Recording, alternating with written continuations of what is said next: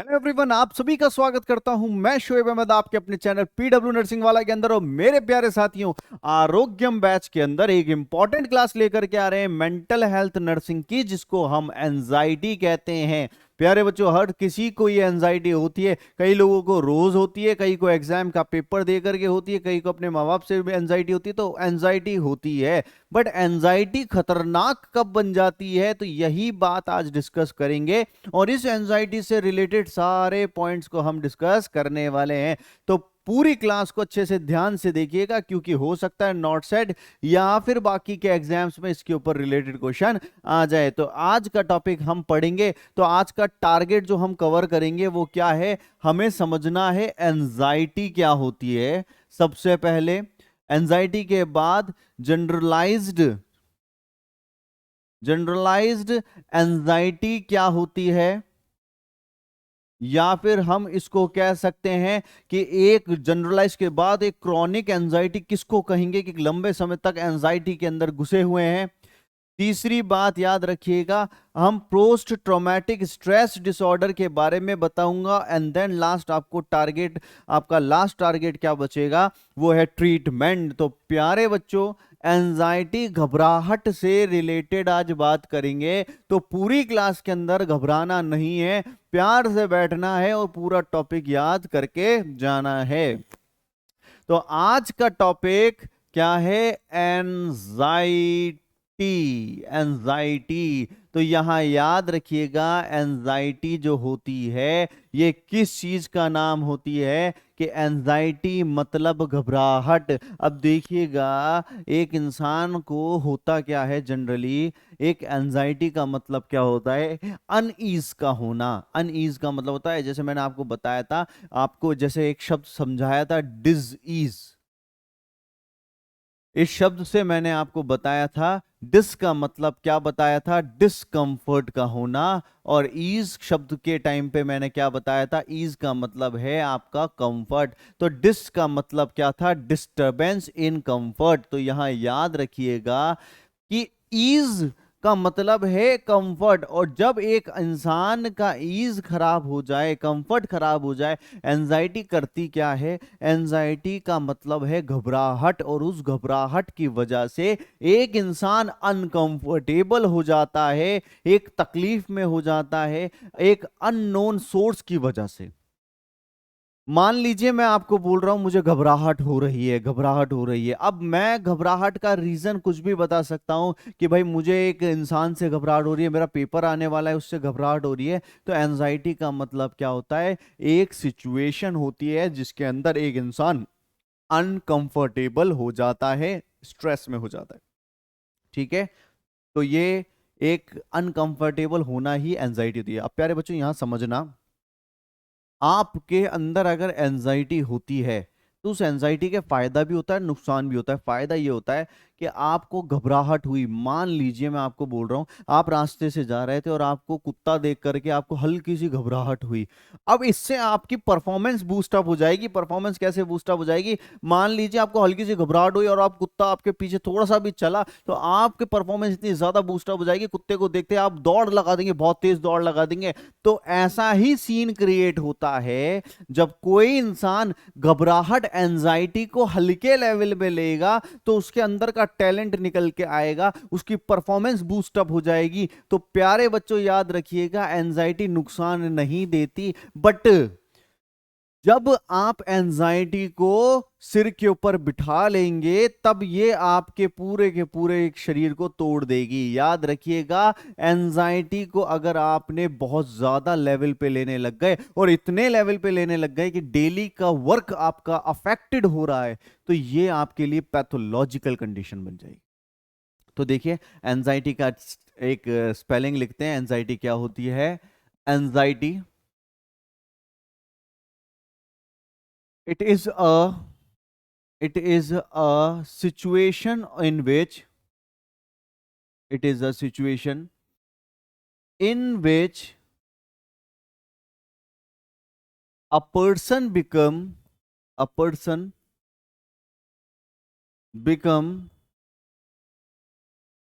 unease, uncertainty,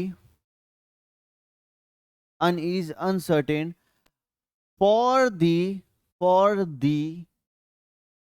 unknown, for the unknown source of fear.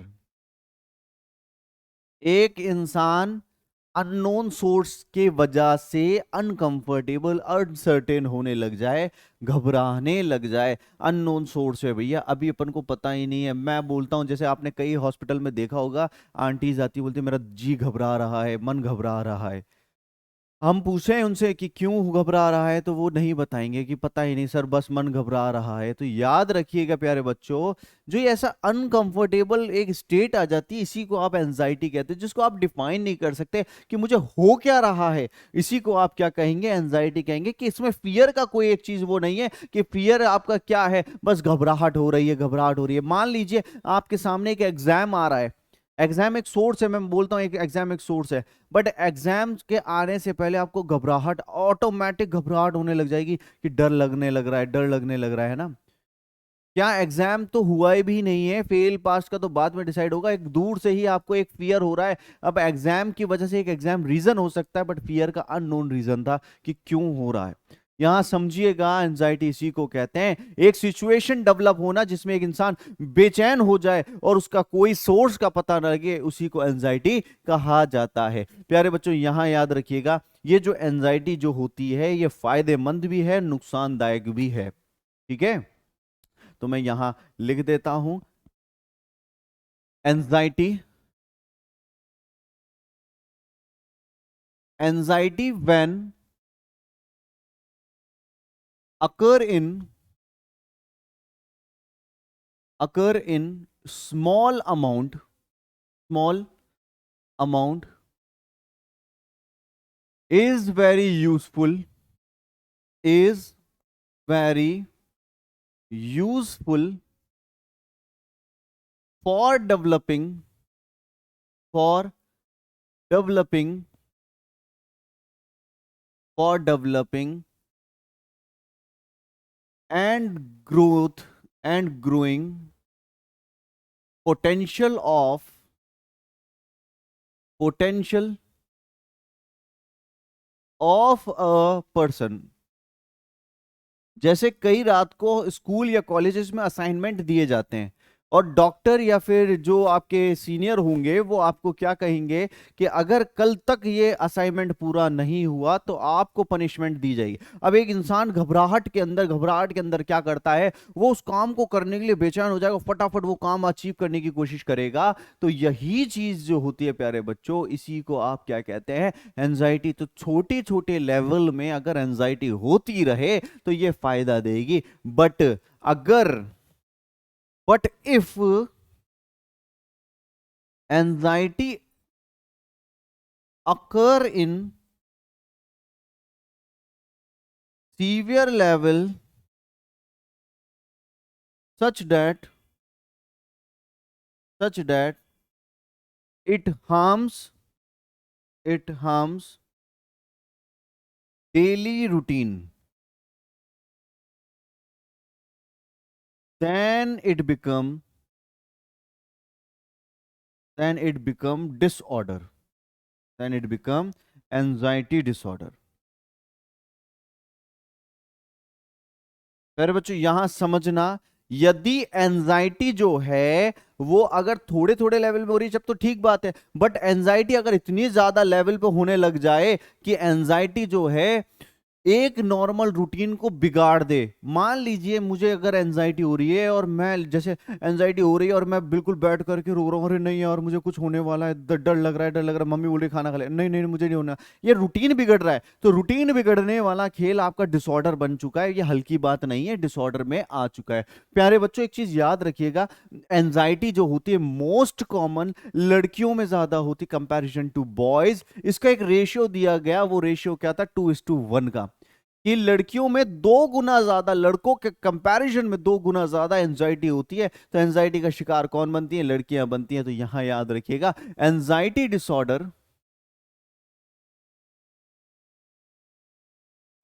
Disorder is more common in females comparison to males, comparison to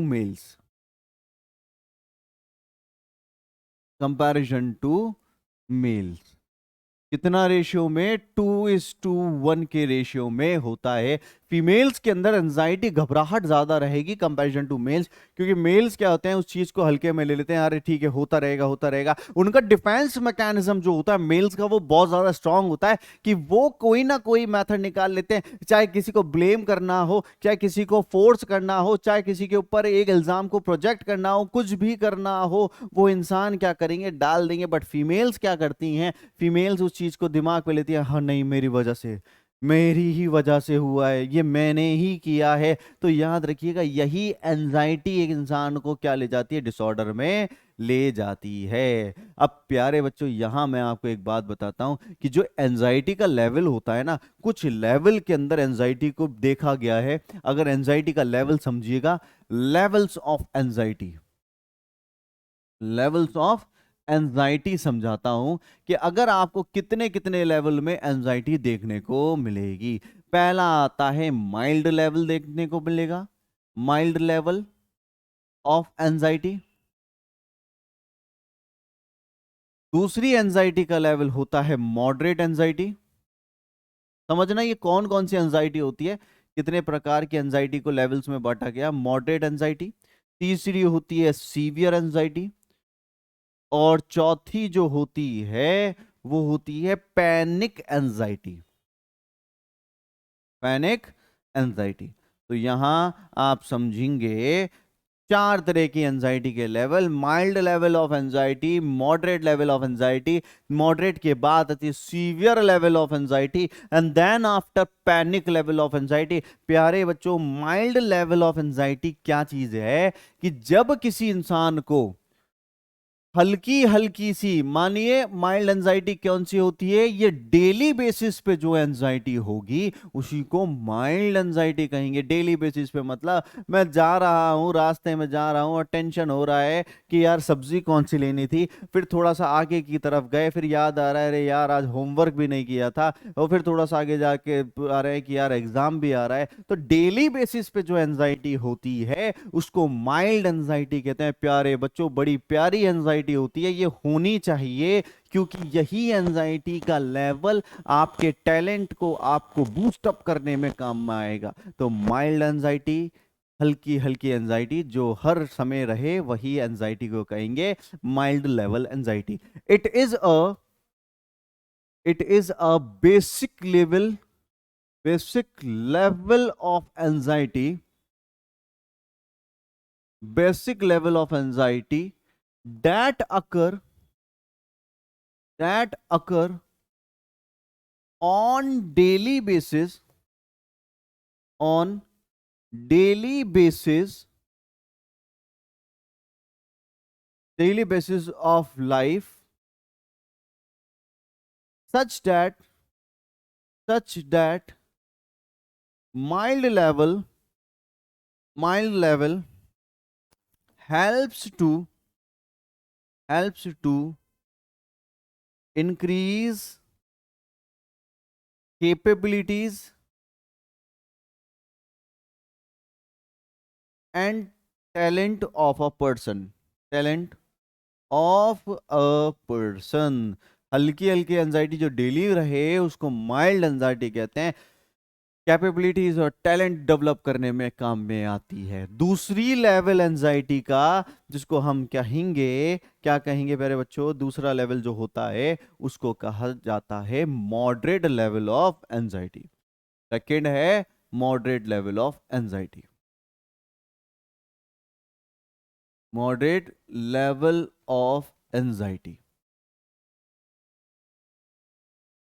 अब moderate level anxiety क्या होता है, moderate level of anxiety का मतलब होता है एक इंसान के अंदर एक पर्टिकुलर चीज को लेकर के घबराहट होने लग जाए, उसको मॉडरेट लेवल ऑफ एंजाइटी होती है, और वो उस पर्टिकुलर चीज को अपने दिमाग में सोचता रहे, उसको मॉडरेट लेवल। तो देखो, पहले जनरलाइज्ड, पहली वाली क्या है कि माइल्ड में आपको हर चीज से घबराहट हो रही है, डेली लाइफ में जो चल रहे हो, फिर चल फिर के जो भी डर लग रहा है उसको माइल्ड कहेंगे। बट मॉडरेट में क्या होता है, मैं बैठा हुआ हूँ, अब मुझे घबराहट हो रही है कि 1 घंटे में पापा आने वाले, पापा आने वाले, मेरा रिपोर्ट कार्ड खराब था आज का। तो ये क्या है, एक पर्टिकुलर सिचुएशन पे जा रहे हो आप। याद रखिएगा, आप बैठे हुए हो और आपको याद आ रहा है यार परसों मेरा पेपर है, परसों मेरा पेपर है, एक पर्टिकुलर चीज के ऊपर जा रहे हो। जब कोई इंसान को पर्टिकुलर चीज के लिए डर लगे तो याद रख लेना वो आ गया है मॉडरेट लेवल ऑफ एंजाइटी पे। किस पे आ गया है, मॉडरेट लेवल ऑफ एंजाइटी पे। आप अपने घर पे बैठे हुए, आपको अपने फैक्ट्री को डूब रही है फैक्ट्री, या फिर उसमें कुछ दिक्कत आ रही है तो उसके बारे में घबराहट हो रही है, या फिर कोई चेकिंग आ गई है, चेकिंग का हो रहा है तो आपको घबराहट हो रही है, ये मॉडरेट लेवल ऑफ एंजाइटी है। moderate level of anxiety, moderate level of anxiety occur when a person a person have a fear of have a fear of a particular have a fear of a particular situation or object, situation or object, situation or object, such that it affect daily life, daily life. ऐसी चीज जो daily life को affect करे, ये moderate level, एक particular चीज का fear होना मॉडरेट लेवल ऑफ एंजाइटी होता है। मॉडरेट के बाद तीसरी पे आ जाइए, थर्ड लेवल ऑफ एंजाइटी जो आता है, severe level of anxiety. Severe anxiety कहेंगे, level of anxiety severe anxiety. Severe anxiety का मतलब है एक इंसान इतना ज्यादा परेशान हो चुका है और उसकी परेशानी का टाइम जो है वो, जैसे मान लीजिए आज चालू हुई परेशानी, महीने भर 2 महीने भर एंजाइटी घबराहट रहने ही लग गई। इस कंडीशन को आप क्या कहेंगे, इस कंडीशन को कहेंगे सीवियर एंजाइटी, कि पीक लेवल पे एंजाइटी बनी हुई है और वो कंटिन्यू बनी हुई है टाइम के हिसाब से, कि चलती जा रही है, रोज उसको घबराहट हो रही है। इसको क्या कहते हैं, सीवियर एंजाइटी कहते हैं। It is it is the peak level, peak level of anxiety that remains that remains at peak, that remains at peak and continue for affecting life।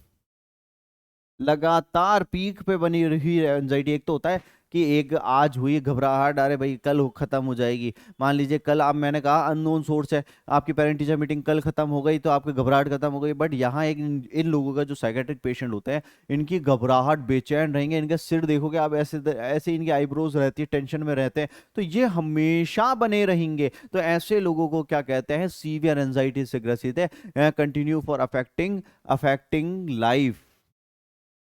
ठीक है, तो यहां पीक सीवियर एंजाइटी होती है। अब last का टाइप जो होता है, इसको ध्यान से समझिएगा, फोर्थ टाइप की एंजाइटी जो होती है, panic anxiety disorder. Panic anxiety disorder. Panic anxiety disorder का मतलब क्या है, एक इंसान को 5 से 30 मिनट के लिए एंजाइटी का दौरा पड़े, तगड़ा दौरा पड़े, कि एक इंसान हॉस्पिटल में आते होंगे, आप देखते होंगे पसीने पसीने हुए हुए, छाती पकड़ी हुई है और रहना बिल्कुल सांस लेने में तकलीफ हो रही है। आप उनसे पूछेंगे क्या हो रहा है, सर मेरे को बेचैनी हो रही है, सर मैं बेचैन हो रहा है। तो हम पूरा का पूरा टॉप टी ईसीजी सब कर लेंगे नॉर्मल। अरे बट यहां समझना, पैनिक एंजाइटी डिसऑर्डर क्या चीज होती है, कि एक इंसान को ऐसा फील होने लग जाएगा कि वो मरने वाला है, उसको सीवियर लेवल का घबराहट होगा, और घबराहट इतना बेचैन वाला होगा, पसीने पसीने, हाथ पैर कपकपाएंगे, डरेगा, छाती पकड़ेगा। तो ये अगर कोई एंजाइटी का दौरा सीवियर में तो क्या हो रहा था, घबराहट हो रही थी, लंबे समय तक चलती जा रही थी। बट पैनिक एंजाइटी डिसऑर्डर में क्या होता है, एक इंसान को 5 से 30 मिनट के लिए एक एपिसोड आता है दौरे का, एक एपिसोड आता है किसका, एंजाइटी का एपिसोड आता है, जिसके अंदर वो पसीना पसीना, सिर में दर्द, घबराहट, कप कपाना, ये सब चालू हो जाए। इसी को पैनिक एंजाइटी डिसऑर्डर कहा जाता है। It is a It is a severe episode of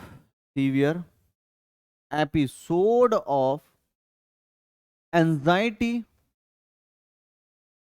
anxiety which occur, which occur in episode of 5 to 30 minutes, 5 to 30 minutes, but in severe, very severe, very severe, such that, such that patient show, such that patient show symptoms like, symptoms like. अब panic disorder वाला जब किसी को घबराहट, panic का episode पड़ता है, उसमें सिम्टम क्या आते हैं समझिएगा। सबसे पहला सिम्टम आएगा स्वेटिंग, पसीने पसीने हो जाएगा जी, घबराने लगेगा, जिसको कहते हैं पाल्पिटेशन, पसीने पसीने होगा, पाल्पिटेशन, घबराना, बिल्कुल घबराता जाएगा, पाल्पिटेशन का होना। चौथी बात याद रखिएगा, शिवरिंग या शेकिंग का होना, शेकिंग कह सकते हैं, ट्रेमर कह सकते हैं, इसका आना। चौथी बात याद रखिए कि अगर एक इंसान को शेकिंग, ट्रेमर आ रहे हैं तो उसके अंदर ब्रीथिंग में आपको डिस्कंफर्ट देखने को मिलेगा, shortness of breath, shortness of breath, सांस लेने में तकलीफ होगी, बिल्कुल हॉट या कोल्ड फ्लैशेस आएंगे। कोल्ड फ्लैशेस का मतलब है या तो बिल्कुल गर्म हो जाएगा या बिल्कुल ठंडा पड़ने लग जाएगा। तो प्यारे बच्चों यहां समझिएगा, स्वेटिंग का होना, किसका होना, sweating, palpitation, shaking, tremor, shortness of breath, hot और कोल्ड फ्लैशेस का आना, ये सब किसकी निशानी है, पैनिक एपिसोड की निशानी है। क्या है भैया, पैनिक एपिसोड की निशानी है। ठीक है, ये समझ में आई। एक एंजाइटी क्या होता है, एंजाइटी की बात की। अब मैं आपको एंजाइटी के बाद एक और टॉपिक समझाता हूं, जिसको कहते हैं जनरलाइज्ड, जनरलाइज्ड एंजाइटी डिसऑर्डर। क्या भाई, जनरलाइज्ड एंजाइटी डिसऑर्डर। अब प्यारे बच्चों, अभी तक है आपको एंजाइटी समझाया, लेवल समझाया, कितना लेवल होता है। अब एक समझना, जनरलाइज्ड एंजाइटी डिसऑर्डर, अगर डॉक्टर प्रिस्क्रिप्शन में लिखता है जनरलाइज्ड एंजाइटी डिसऑर्डर, मतलब क्या होता है, एक इंसान को एंजाइटी की, शॉर्ट और सिंपल में टाइम वेस्ट ना करते हुए मैं आपको समझाता हूं, एक इंसान को एंजाइटी की बीमारी हो रही है, घबराहट की बीमारी हो रही है, और वो बीमारी 6 महीने से ज्यादा जाए तो उस बीमारी को कहते हैं जनरलाइज्ड एंजाइटी डिसऑर्डर। क्या कहते हैं प्यारे बच्चों, जनरलाइज एंजाइटी डिसऑर्डर, कि अगर कोई इंसान घबराए, एंजाइटी का शिकार हो 6 महीने से ज्यादा, उसको जनरलाइज एंजाइटी डिसऑर्डर कहते हैं। It is a condition in which, it is a condition in which, in which a person have anxiety for more than, for more than 6 months,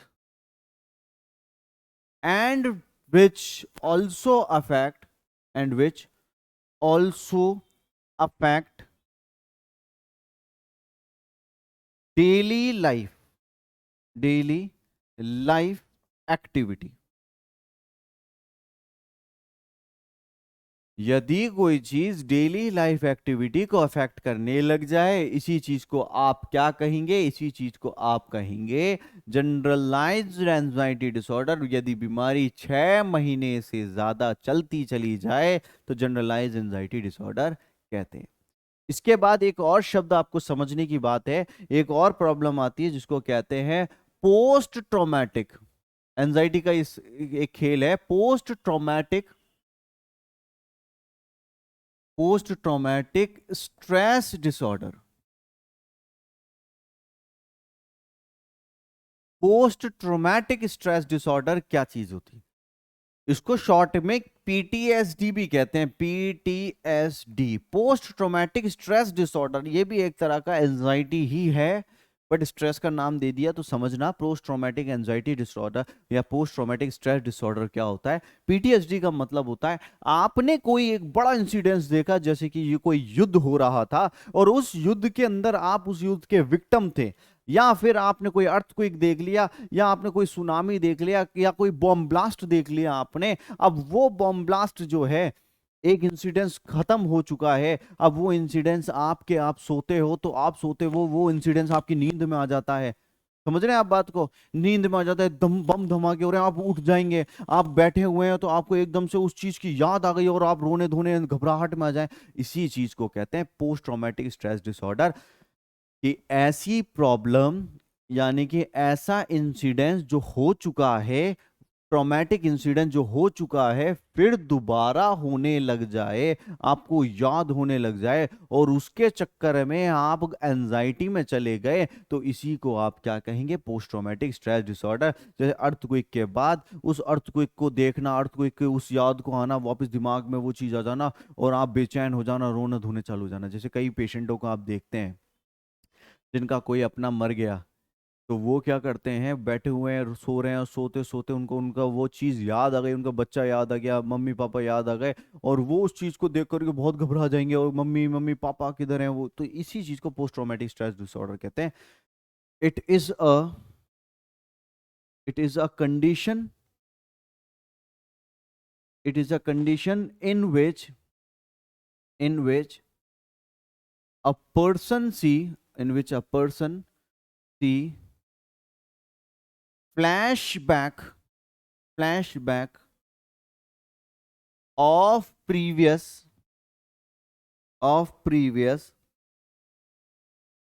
incidents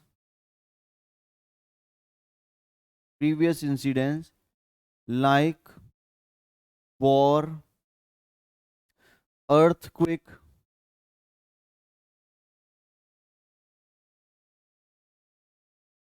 accident,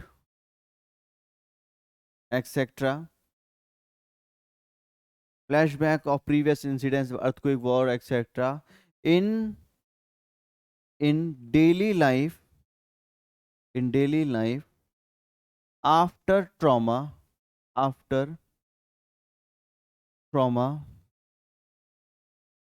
leads to anxiety।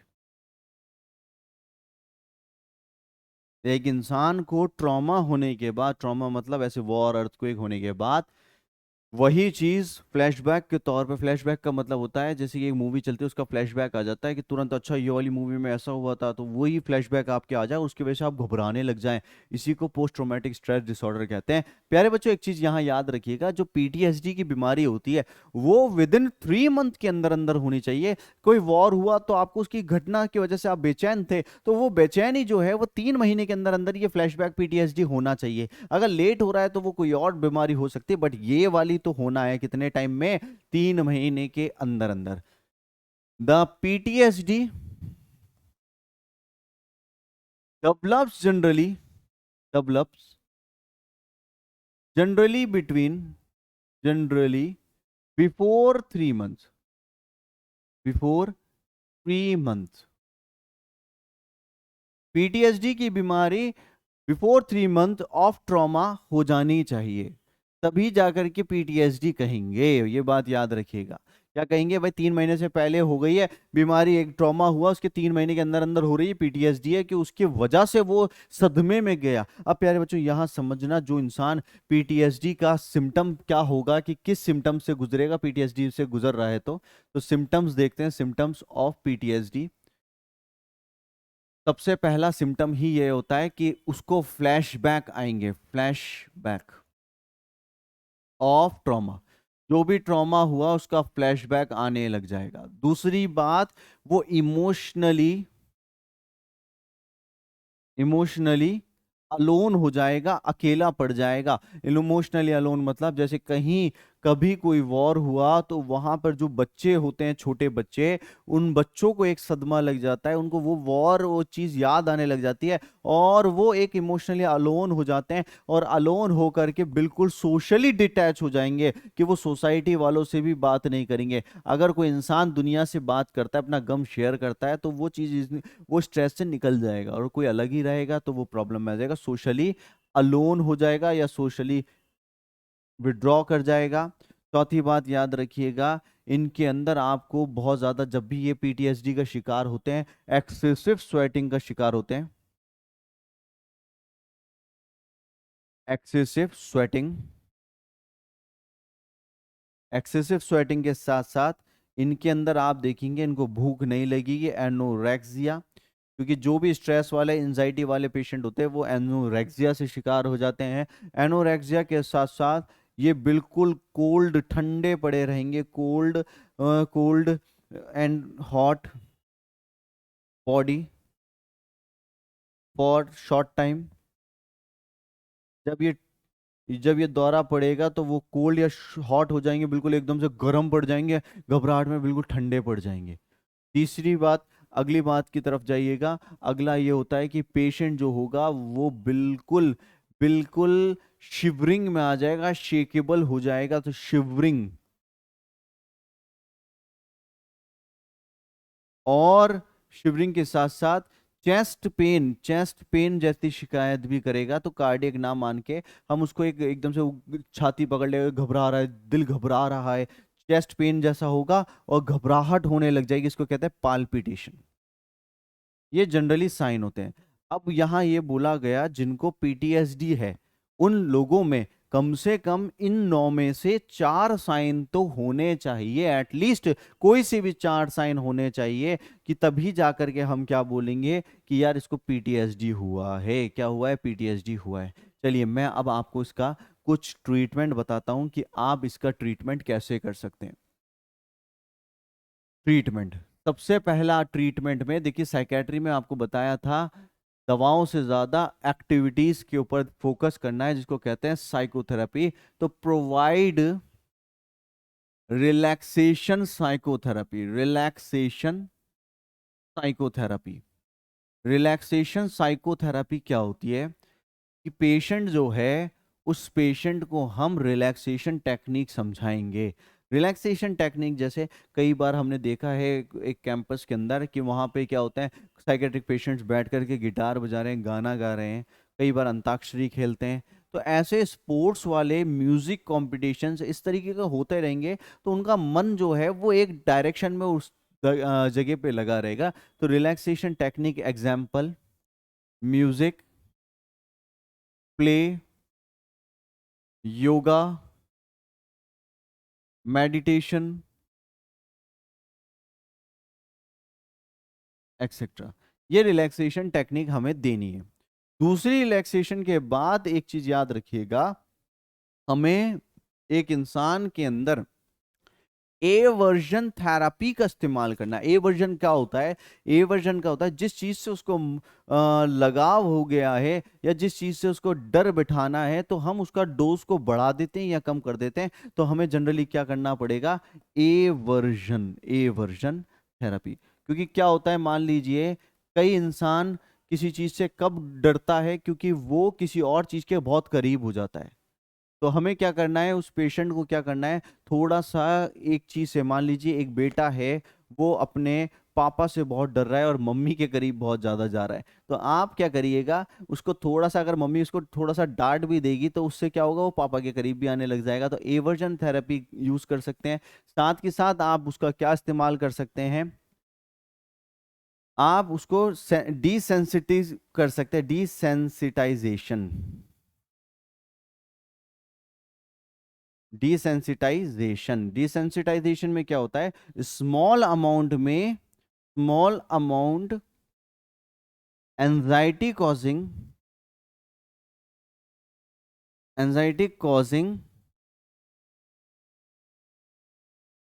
Factor दिया जाता है, factor is provided.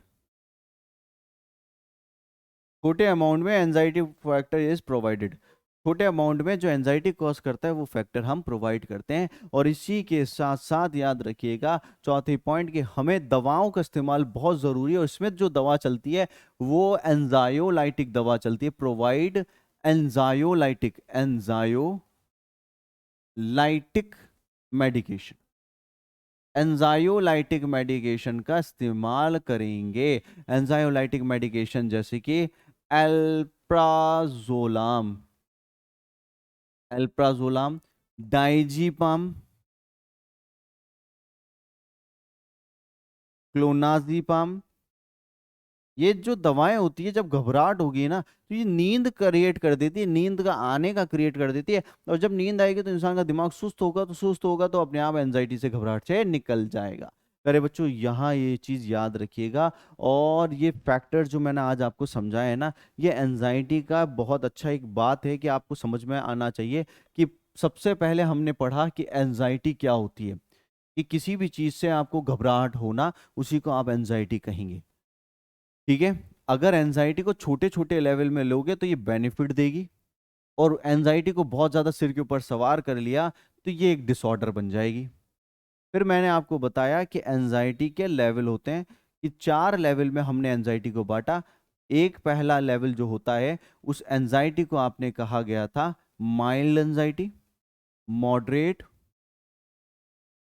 Severe और panic. तो यहाँ आपने देखा कि अगर रोजमर्रा की एंजाइटी हो तो माइल्ड कहेंगे, किसी पर्टिकुलर चीज के ऊपर होगी तो मॉडरेट, लगातार सीवियर हो रही है तो सीवियर, पैनिक में क्या होता है 5 से 30 मिनट के अटैक आना एंजाइटी का, तो एंजाइटी का। फिर मैंने आपको समझाया एंजाइटी में जनरलाइज्ड एंजाइटी क्या होती है, यदि कोई एंजाइटी 6 महीने तक चले उसको क्या कहेंगे, जनरलाइज एंजाइटी कहेंगे। फिर आपको समझाया कि अगर anxiety post traumatic stress disorder में बदल जाए तो वो पोस्ट ट्रॉमेटिक स्ट्रेस डिसऑर्डर क्या होता है, कि कभी कोई घटना घटी और उसका फ्लैशबैक आपको आने लग जाए, उसको पोस्ट ट्रॉमेटिक डिसऑर्डर कहेंगे। ओवरऑल इन सब एंजाइटी का ट्रीटमेंट आपसे पूछा जाए तो आप बताइएगा, सबसे पहला एंजाइटी को काम करने के लिए रिलैक्सेशन टेक्निक का इस्तेमाल किया जाता है, दवाइयों का इस्तेमाल किया जाता है, और साइकोथेरापीज जो होती हैं उनका इस्तेमाल करके इन पेशेंट को रिलैक्स किया जाता है। प्यारे बच्चों, आज मैं आपको एक होमवर्क देता हूं। होमवर्क ये है कि अगर किसी इंसान को, ठीक है, एंजाइटी का दौरा पड़ रहा है, एंजाइटी अटैक आ रहा है, एंजाइटी अटैक आ रहा है, तो आप उस कंडीशन में क्या ऑप्शन सबसे पहले करेंगे। पहला क्या है, प्रोवाइड वाटर, ठीक है, provide patent airway, provide cool environment,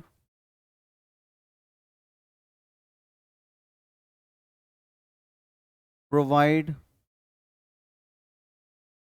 psychological support. ठीक है, तो क्या साइकोलॉजिकल सपोर्ट, तो यहां हमें क्या क्या करना है ये हमें पता होना चाहिए। तो एंजाइटी अटैक जब भी हो हमें क्या करना पड़ेगा, provide water, provide patent airway, provide environment या साइकोलॉजिकल सपोर्ट, तो हमें क्या करना पड़ेगा। तो ये चीज याद रखिएगा, इनका जवाब जरूर दीजिएगा। मैं आपसे पूछ रहा हूं एंजाइटी अटैक किसी को पड़ गया तो आप सबसे पहले क्या काम करेंगे। प्यारे बच्चों, इनमें से एक काम बहुत जरूरी है, और ये एक ऐसा ऑप्शन है जो आपको अगर कहीं मिल जाए तो उस ऑप्शन को ही टिक करना है, बाकी को भूल जाना चाहिए, उस ऑप्शन को टिक करना है।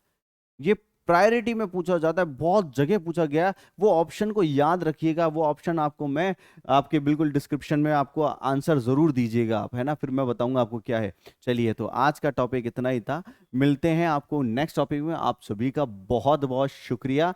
Thank you so much guys.